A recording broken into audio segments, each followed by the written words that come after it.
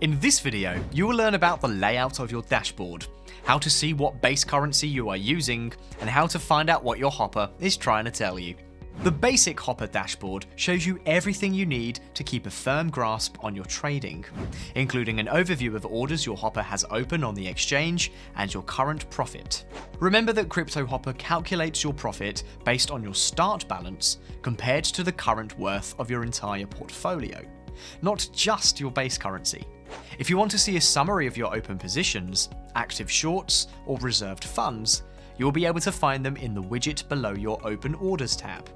We list the age of your positions, the profitability, the amount, and the cost, so you can see how profitable your positions are. This takes all the guesswork out of your trading, so you know exactly what is going on.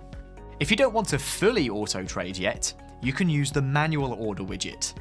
This is way faster than going to the exchange, selecting your market, and finding the right price to buy. It's important to mention the current target widget here. It might be the most important widget in the entire dashboard. The current target widget shows what your hopper is currently looking for in terms of technical analysis, the value of your current technical indicators, and the coins your hopper is targeting. Targeting refers to the coins that your hopper is actively attempting to buy or sell. Finally, your output is what Cryptohopper staff uses in case you need support. It lists everything that your hopper is doing, from buying and selling, to searching for a coin to buy or processing an error. If anything is going wrong with the hopper, you will find it here.